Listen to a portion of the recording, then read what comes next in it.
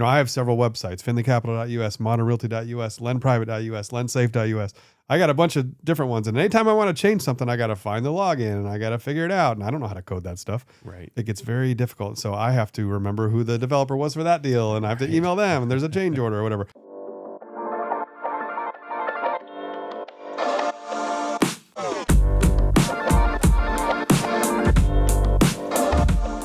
Welcome back to the Talk Midland podcast. My name is Logan Richetti with Modern Realty. Today I have my new friend, Andrew Lay, Hierographx. Hierographx, that's right. I got it right. Great, you got it right. Yeah, great to meet you. Great to be here today. You too. We're having fun already. What is Hierographx, and tell us all about your business and what you do. So Hierographx is a full-service digital agency. So we do design, development, and marketing. Basically design and development of websites and apps, and then online marketing such as search engine optimization and sponsored ads and social media essentially. And you're out of Saginaw, but you're moving into Midland? Yeah. So we started in Saginaw in 2017, and we do have an office over there on St. Andrews Road. Now we just opened an office in CMURC over on Joe Mann Boulevard there. Okay.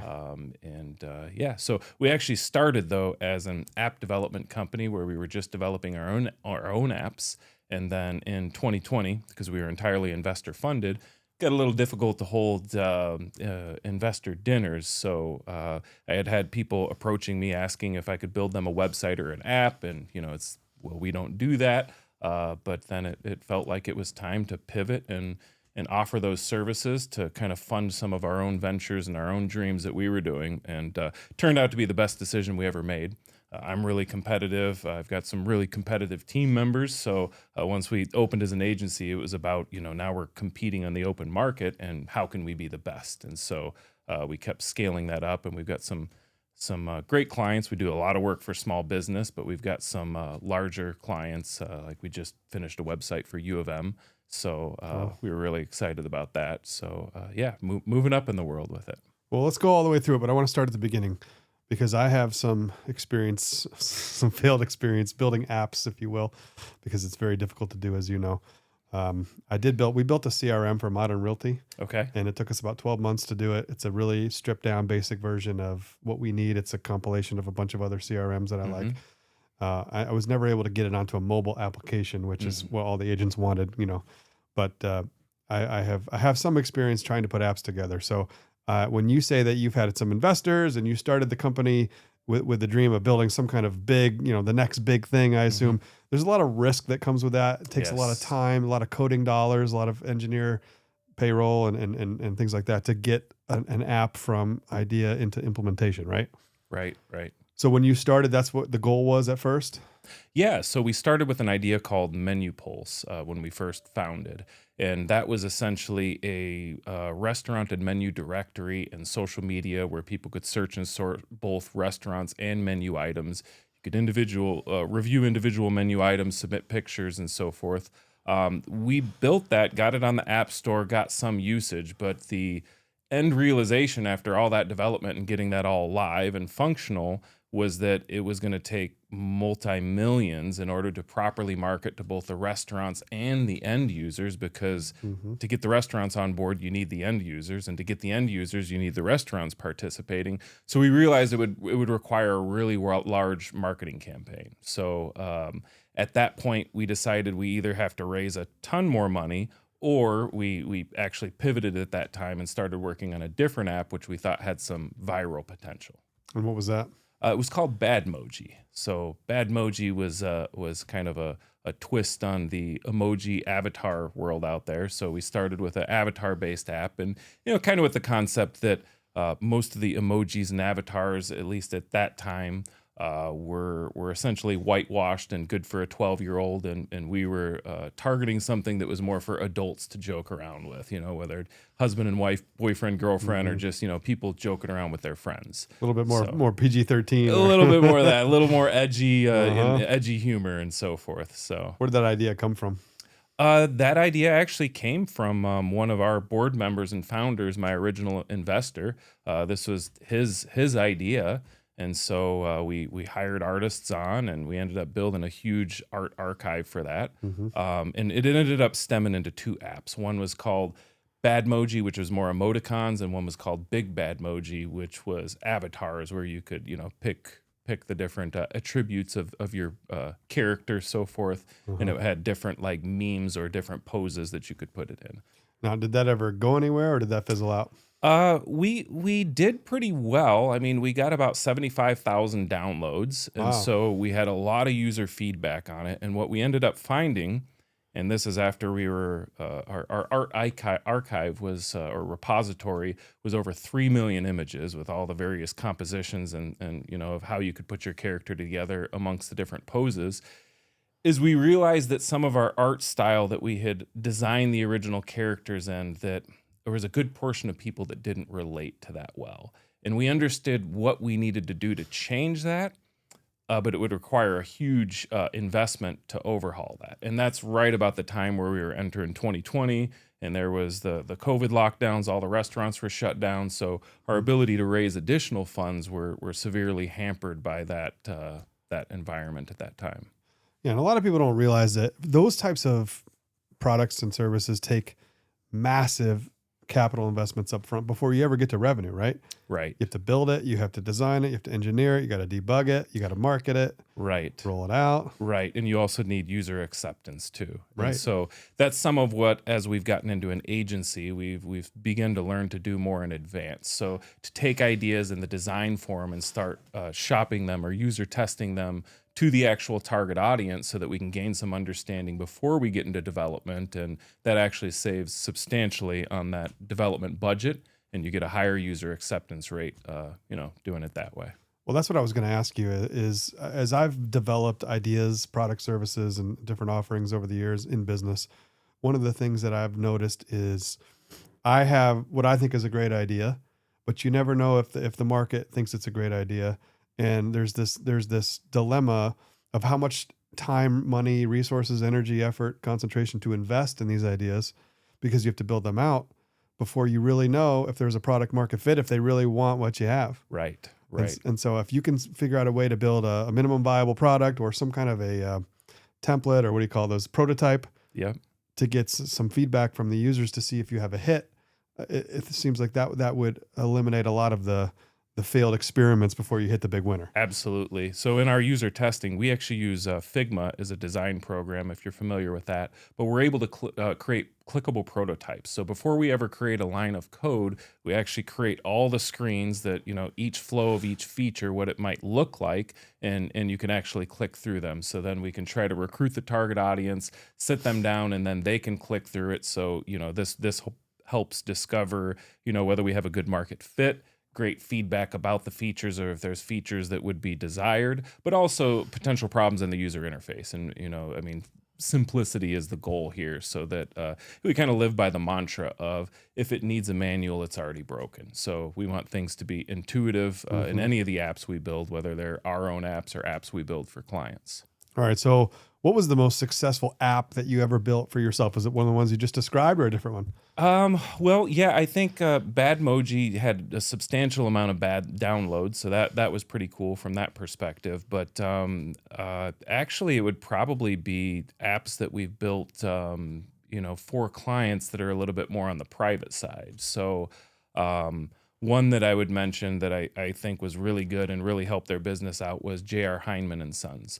So they do they do commercial construction, but they also have a scaffolding business where they do scaffolding amongst different large plants and support different companies and vendors for them. And what we did was we built an app that allows them to interact with their client a lot better with the data. So they have maps and the placements of all of them, and you can see the history and so forth of each of the billing for them, and there's a whole system there so that it actually streamlined their operations for doing it, and at the same time made it a lot more effective and a better experience for their customers as well. All right. So every time they have a new customer come on, they're able to offer their own custom app.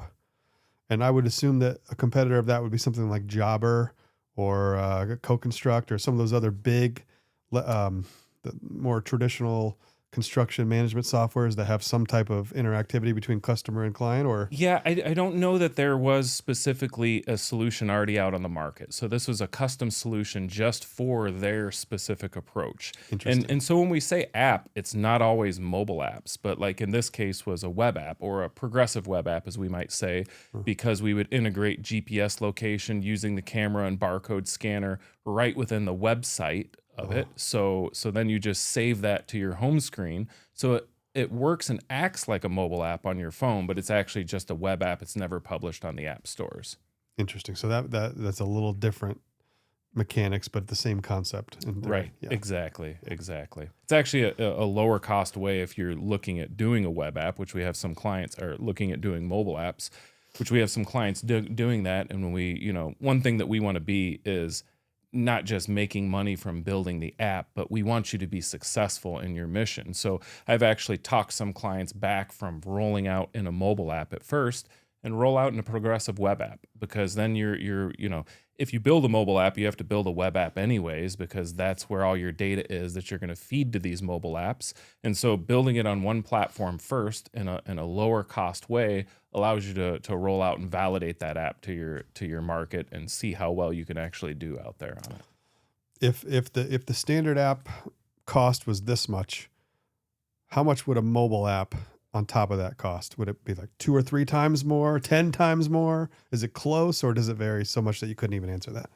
It definitely varies depending on the complexity of things, but I would say that generally speaking, mobile app dev hours are probably about 30% more. And then we have to look at sometimes we can do a hybrid coding language versus coding it in native. So a hybrid is generally about 60% of the time versus doing it individually on each platform for Android and Apple. So there's different solutions where we could roll out a mobile app for a reasonable cost, but it's always going to be cheaper to just do it on a web app first. Although sometimes that may not be ideal.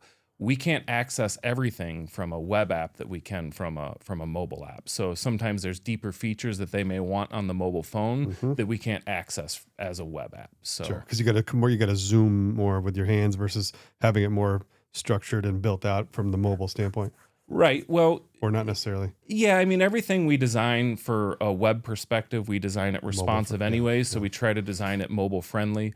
I'm just referring to sometimes there's deeper features, like say you want to integrate some authentication where you're going to use the fingerprint, or even some of that is now available on the web. So as we move down this road of technology, more and more of these features that were only available on the mobile app are available as a website or web app, so that you can actually roll out a lower cost version that actually has some of those deeper features. All right, well, let's have some fun for a minute. Let's pretend that Modern Realty is going to build a new web app. We're going to hire Hierographx to handle it.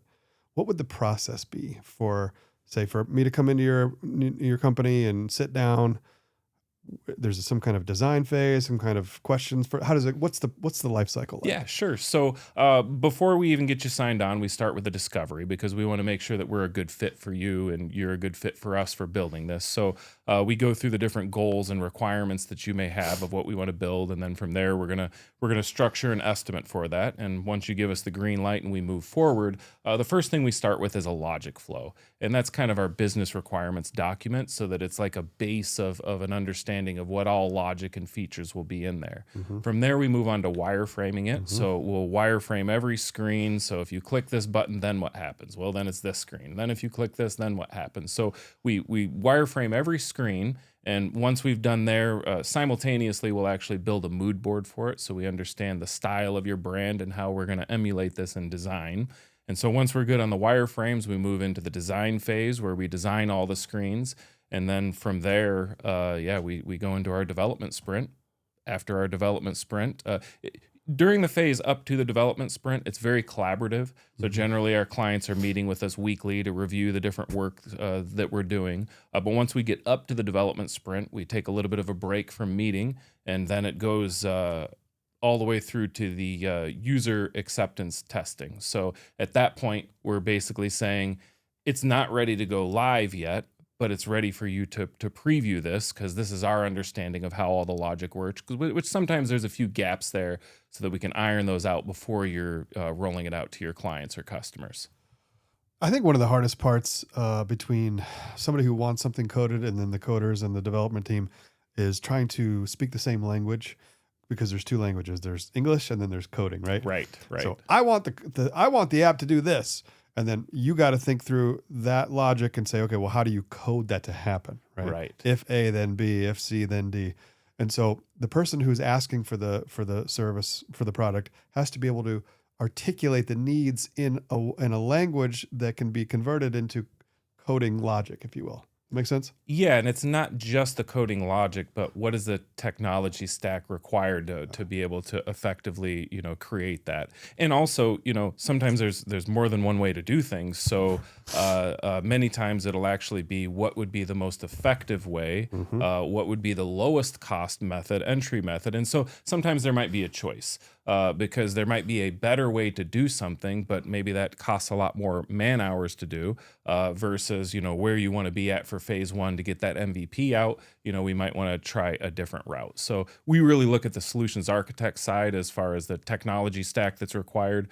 But I think we've actually got a really good team as far as project managers, designers, front-end developers, back-end developers, so that we can properly take what you articulate as the idea of, and usually that's like, oh, I just see from this front end and this is what I want to do. And then we're converting that into what kind of background functionality and database structure and so forth needs to be done in order to properly create that.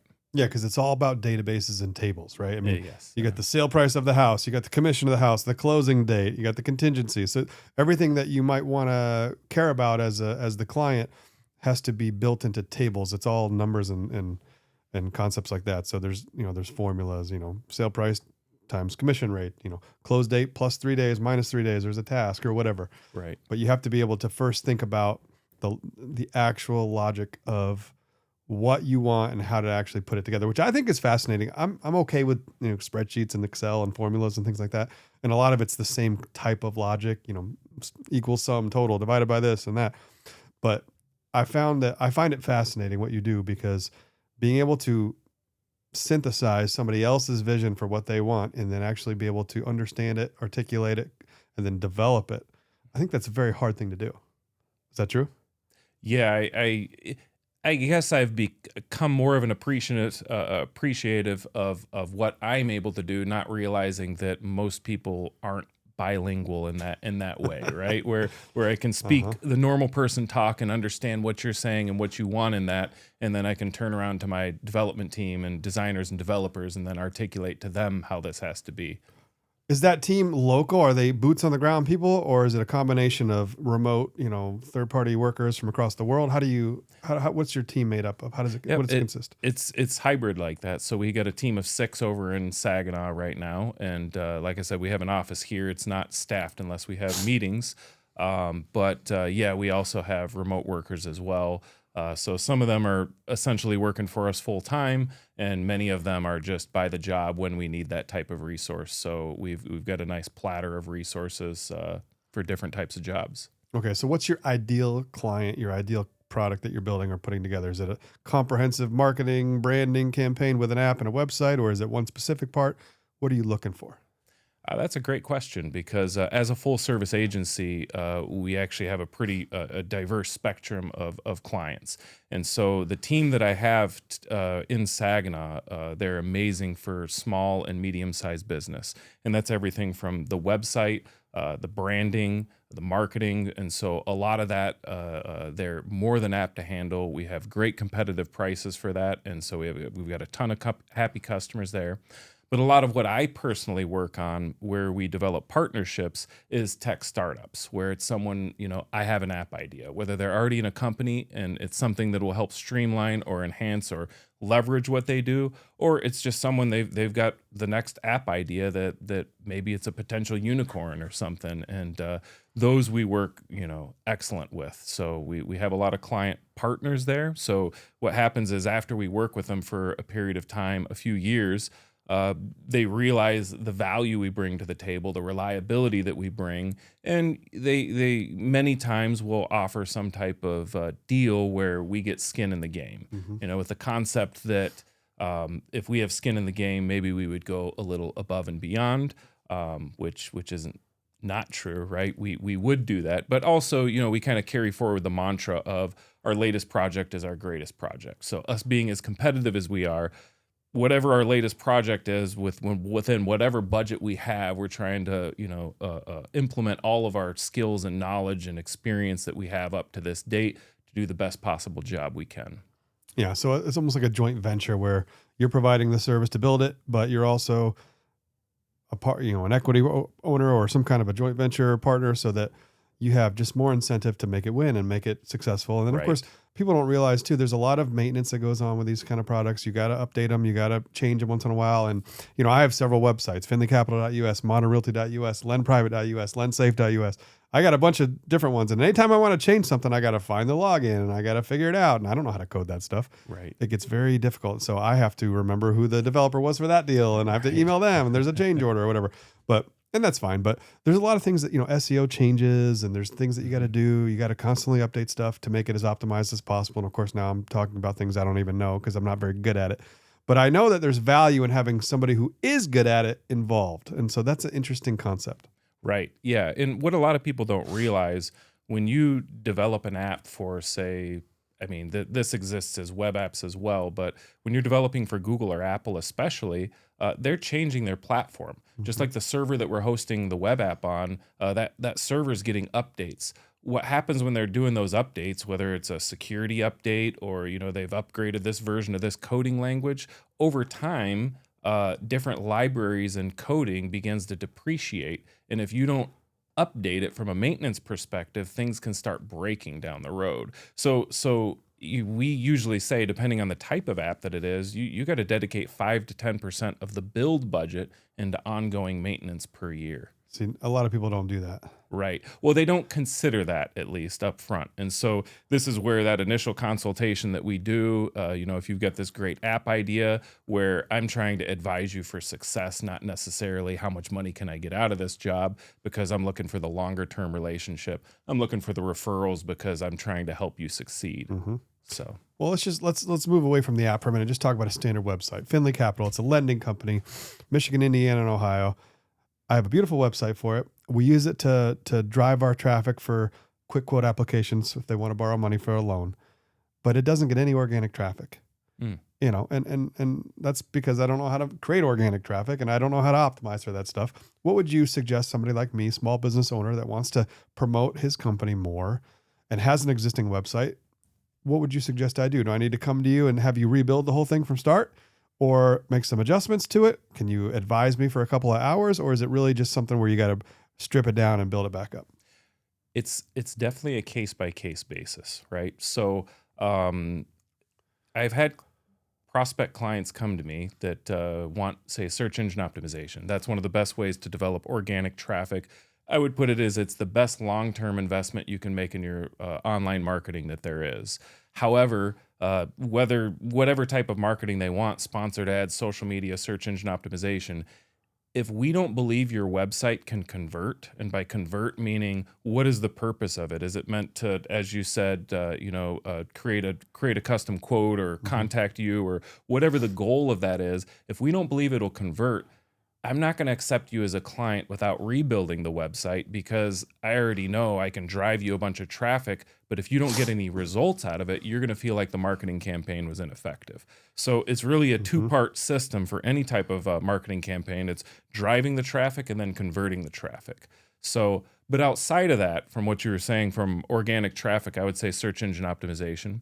And we actually have some pretty cool solutions for that. So not only is it a service that we offer, but it's a software that we offer as well. So if someone has some technical competencies, which we do hold some free seminars for giving people instruction for what you should do on your Google My Business to help you rank better in the search engines, what you should do on your website to help do that. We have software that people can subscribe to for as low as $99 that actually has AI built in. So it will go through your whole website. It'll identify all the problem points. It will suggest how to fix them because there's many tags that many web developers just leave alone. Like they insert a picture on your website, but they don't fill out the alt image tag for what is a description of that, which is part of the required for the Disability Act. But what this does is it actually takes AI, looks at the picture, determines what's in it, and then writes the description for it, just as well as it will propose a bunch of updates for your Google My Business for different things you can do on there. And I mean, I could walk through a few of those basics that a lot of people miss if you want. Sure. Okay, so I would say a lot of the things that people miss on Google My Business is, number one, you need to solicit regular reviews. And that one seems obvious, but there's a lot of people that don't do it. The more regular activity you have on there, the bigger of a trust signal that builds with Google. You need to reply to every review, especially negative reviews. Negative reviews are one of the biggest buying decisions out there. Many people realize it after I say it, is when you look up a new service that you're looking for and you're looking at the different people and determining where you're going to go, many times you sort for lowest review first. I want to see what the person said. I want to see how the business responded. And because it's not a no. Everybody realizes there's complainers and instigators out there, and good businesses will get bad reviews, but you'll be able to tell the mark of a good business by the way they respond to that. So definitely the reviews and the response to the reviews, then actually having a good description. So many times in writing the good description, you want to actually think of what should people be typing? Like, how would I want when should I appear for what people should be typing? So you're looking for the actual keywords of what you believe your ideal customers would be searching when you want to be found. And you want to be integrating those keywords into your description. Try to write your description as natural as possible, like you're explaining your business to a friend. And then from there, a lot of people missed actually assigning all the services. So there's a whole section on services and sub-services that you can do.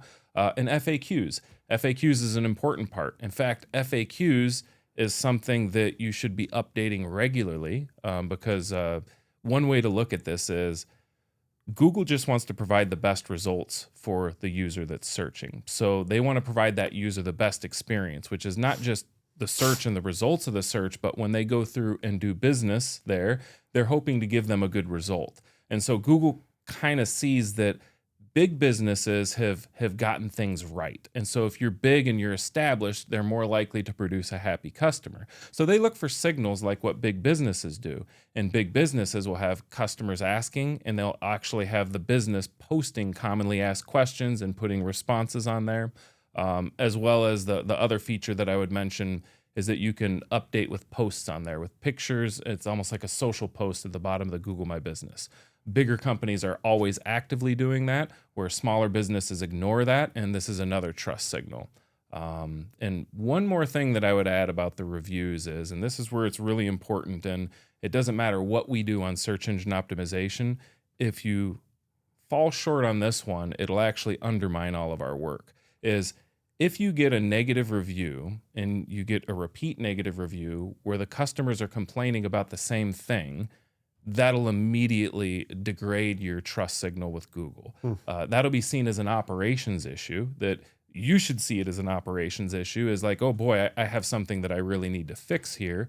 Because no matter what we're doing with building authority in your website, in your profile, if Google sees you have an operation issue where customers are unhappy, they're going to start preferring your competitor over you and ranking them over you and trying out your competitor to make sure they don't have an operations issue like that. Because ultimately, like I said, Google's goal is they're trying to give that customer a good experience so that they'll continue to use Google as the best place to find a new service or type of store that they're looking for. That's all very interesting. Do you want to have a little fun here and take a look at a website and give us your immediate feedback, your first impressions? Sure. Let's do it. Josh, let's go to lenprivate.us.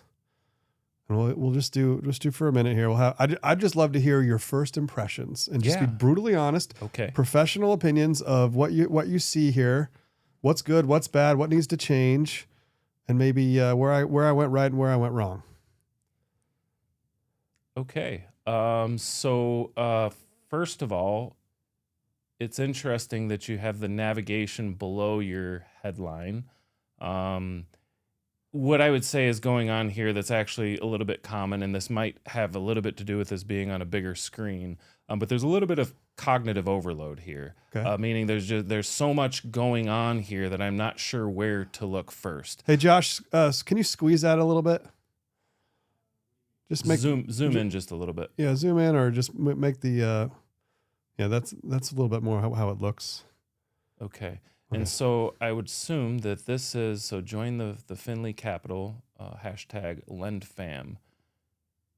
So I'm having a little bit of difficulty understanding what the service is, what the value benefit of this is. I'm assuming it's in the smaller text there. Community today to learn how to build a private money lending business, raising capital from friends and family to earn thousands per month. Okay, so the idea here is you're recruiting people for them to start their own financial business, I would assume, right? Correct. Yeah, correct. One of the things that I would say is, generally speaking, across the internet, people judge a website in less than 2 seconds.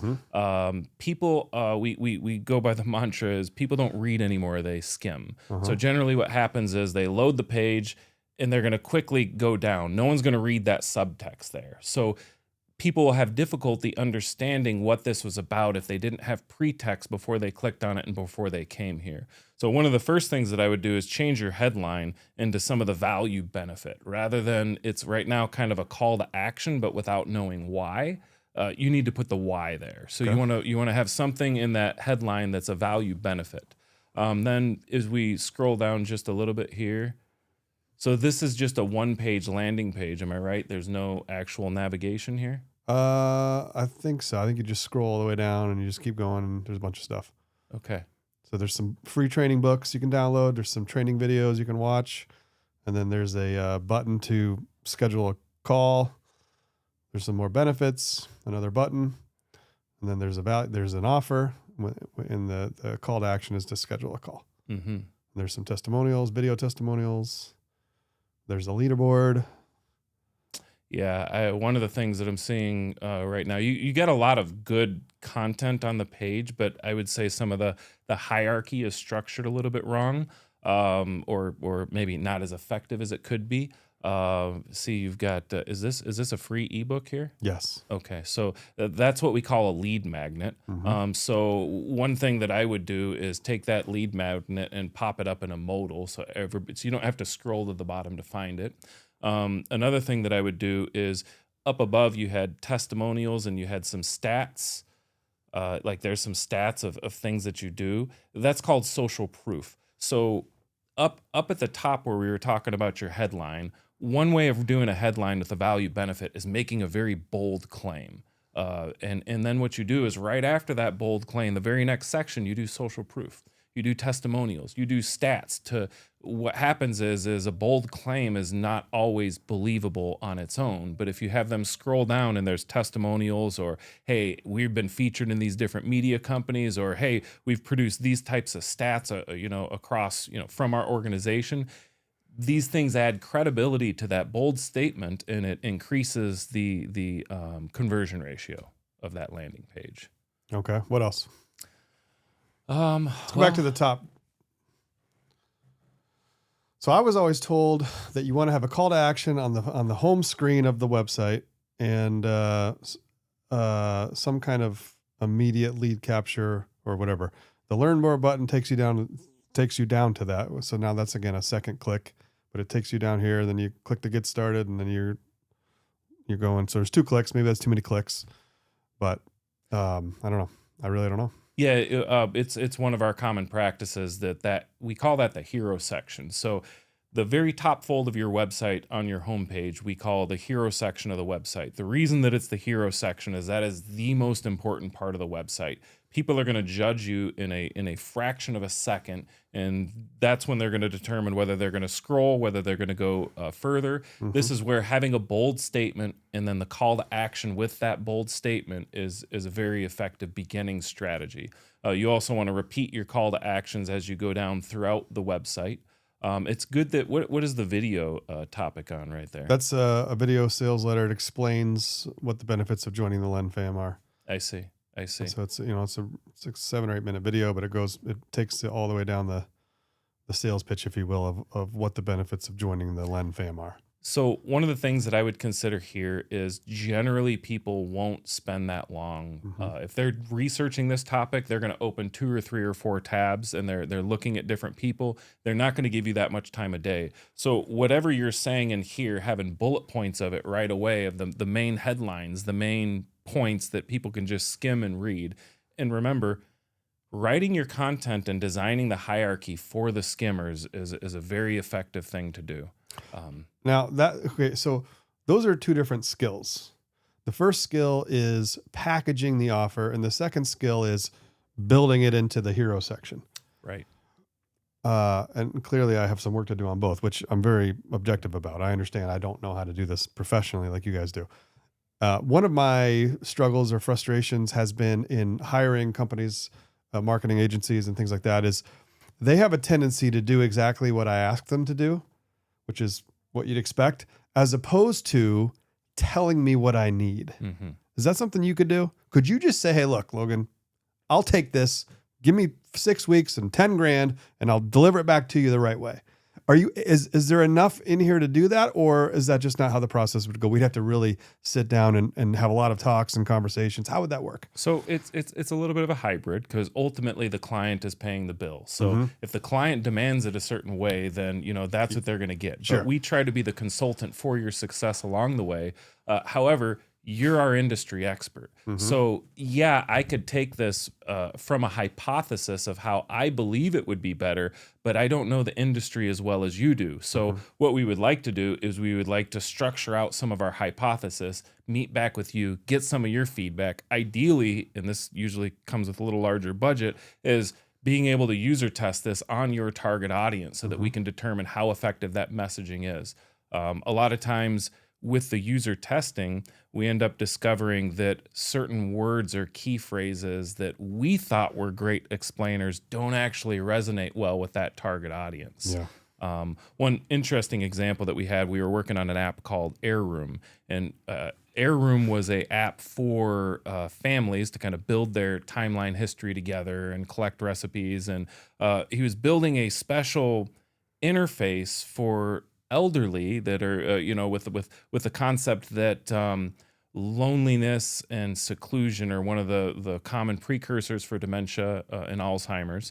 And so he was building, or we were helping him build an interface that was especially for old people, that that it wouldn't be too complex for them, that they would want to use it, that it would help prompt them to help get creative in posts, and put some of their old memories in there, right? So originally, what our client had called this, and it made sense to all of us, was the EUI. This is the elderly user interface, right? And so we built the original landing page and we thought it out and did all this, but no one really thought about the name of that feature until we got into testing.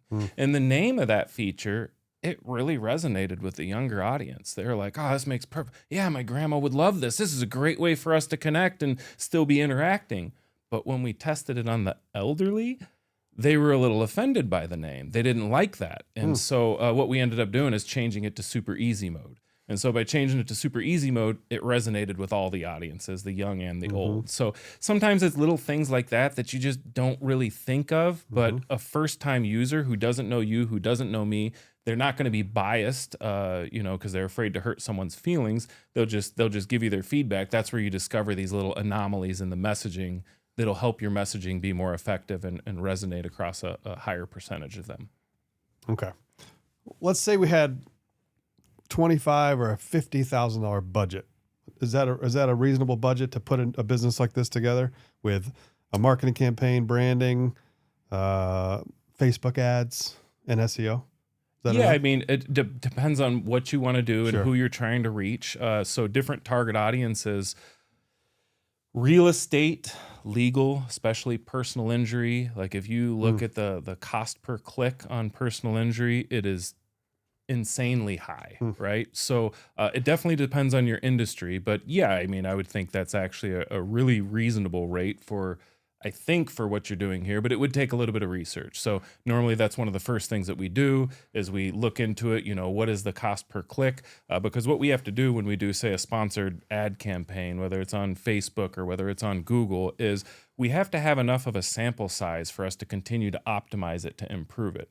If the budget only allows for 3 clicks per month, well, it's going to be, every 6 to 8 months we can do an optimization to try to improve it and improve our effectiveness of those ads. Okay, so on a business like this, we would, and let's just say we want to go Facebook. Mm-hmm. Okay, so we want to do, the funnel would be a Facebook ad that drives for whatever the offer is to this landing page, and this landing page ideally converts into a free giveaway, Mm-hmm. and then from there you got an email campaign that nurtures to a sale. Mm-hmm. Is that a reasonable funnel? Yeah, absolutely. And one thing that I would just point out now, and this is what a lot of small businesses miss, is we could overhaul the website. We could do some dramatic improvements on a website, but there's this concept that people think their website is done once it's overhauled. But it's actually only the next improvement. And that's one of the things that I try to communicate to people is your website is never done. You should think of it as an ongoing improvement process always. And so installing analytics like Google Analytics is helpful. Hotjar is really successful because it'll tell you where there's what's called rage clicks. You'll actually see recordings of people browsing the site, and you can use that to analyze and find confusion points and where you might need to improve it, so you can continue down that path of getting a higher and higher conversion ratio, because ultimately that's going to lower your cost per acquisition of each customer. So part of it is, what is the ads going to cost?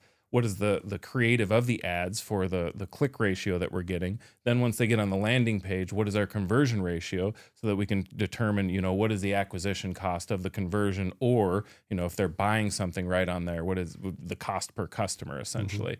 And that should generally be an ongoing process. So, if you want to achieve the best results, you continue optimizing essentially. But yeah, you're speaking very reasonable numbers for expectations of running, a multi-stage marketing campaign. Which component is more difficult and challenging for you? Is it structuring and packaging the offer, or is it building the deliverables associated with the offer? Which one's tougher? So for me personally, I love the brainstorming aspect of it, of creating solutions. I guess me being the founder of my company, I'm very visionary. So when people give me some inputs, I've got a whole lot of ideas for that, right? And so many times I'll be involved in that process, or I'm mentoring my team behind the scenes on that process, and they're actually executing these. So for a lot of these types of projects, I'm only generally involved behind the scenes. So yeah, for me personally, I love the creation of the concept of the solution, and then the team executes it from there. But yeah, I don't. As far as what's more difficult for me, my coding days are over. My design days are over. I've got a lot better designers and developers than me on the team, so that's not actually a part of it that I do. But really, really satisfied with our execution process at this point, what we've grown to be. We win a lot of national and international awards for a lot of our work. What's a good website we can look at? Boy, I'm just thinking of ones that we just did that aren't actually published yet. Let me see. I'm trying to think. You could look at our website, but Yeah, we're actually overhauling our website right now. But hieroart.com, HIEROART.com. And from there, we could look at the portfolio, and that'll jog my memory. Yeah. I put you on the spot there. Okay, so describe what we have here, and the thoughtfulness around what I'm seeing right now. what do we have? So I have a lot of criticisms here because we're already designing the next version of our website. So we felt like our hero section was a little bit weak because here we were trying to express that we're a full service agency and that we have many, we are the trusted partner for, many different services that we offer there. However, it's not a bold statement. It's also, one of the things as we started over analyzing this and getting some feedback, it's like when you say trusted, people kind of question like, well, why would you say that? Are you to be trusted? Is that a thing that you should boast about? Mm-hmm. So, our new hero section that we have is we don't do average and you shouldn't either. Nice. And so, it kind of goes across all services as a bold statement. So, so the idea here was to try to demonstrate that we have a broad range of services. And then right below that, we have what's called a show reel, which is kind of a quick little video that kind of walks through the different types of solutions that we do. Cool. So yeah, that's HOH. Yeah. That was a client. They're all Michigan. Oh, that's clean. Yeah, that's cool. Yeah. So, and there's some little techno-ish type music playing there. But again, we're actually designing a whole new show reel. These are all really old, ancient projects to us. Are we watching a video right now, or is Josh controlling this movement? This is a video. This is actually a video. Yeah, but it just goes full screen, and if you just scroll, the player will go away. So we kind of made the whole thing kind of fluid. And just like here, one of the things that we discovered in testing is users don't like to feel out of control. So a lot of times, a lot of people love sliders in the intro, but if it slides on its own and a user's still reading it, they feel like they've lost control. When a user has a bad experience, they're much less likely to convert. So what we did here is, that it's going to advance because you see that timer bar. Yeah. But if you put your mouse over it, it'll stop. It should have stopped. Maybe we have a little glitch there. If you put it over, maybe the content there is where it stops. Yeah. So okay, if you're over on the navigation, it still goes, but it stops there. So if you're reading it, then it won't advance on you. Very cool. All right, let's go to the portfolio. Take a look. Custom solutions we created, man. These are cool. Beautiful. Yeah, so there's 47 North. That's actually a really cool snowmobile company. So they are the exclusive distributor for Alpine snowmobiles. It's a Italy snowmobile. You can't tell from the picture, but it is a huge machine. On the back there, behind the driver, it can actually sit 3 people, and it can pull 2 trailers, each with 6 people on those trailers. It's got a stretcher, for carrying injured people. There's many. It's quite the utility vehicle there. Well, let's go through this case study. Then let's talk about this snowmobile. This client came to you. And what did you do for him? You did website development, custom design services. What was the scope of this project?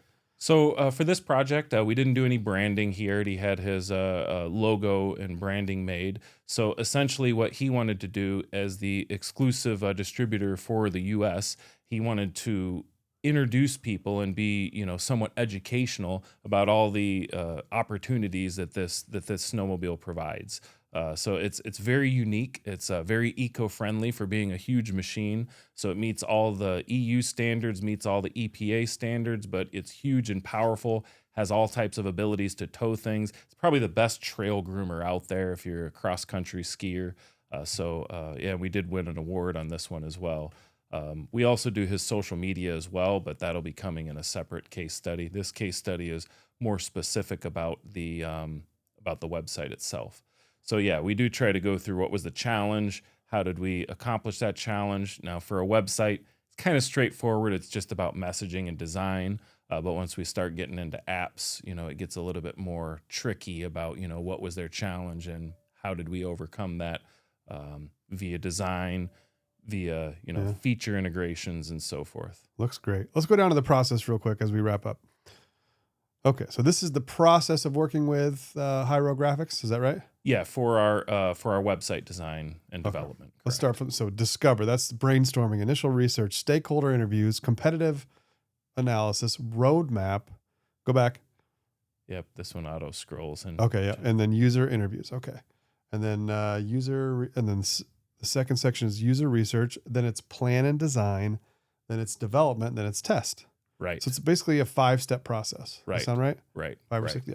Okay. I love process-driven process, if you will, Right. because you know where you are. You have milestones. You know, you're out of the discover process. Now you're into the user research process. Now you're into the plan and design process. Now you're into development.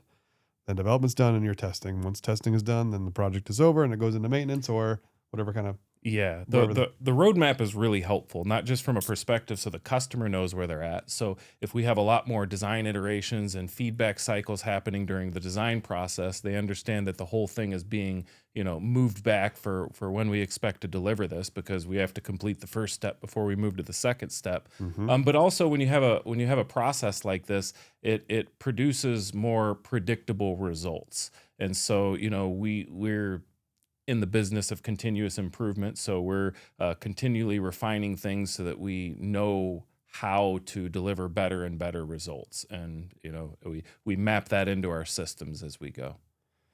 Very cool. All right. So if anybody wants to learn more about working with Hierographx, where would you send them? Right there to hieroart.com, and they can set up an appointment right there, and we do a free consultation. Even for SEO, as we were talking about, we actually produce what's called a free heat map.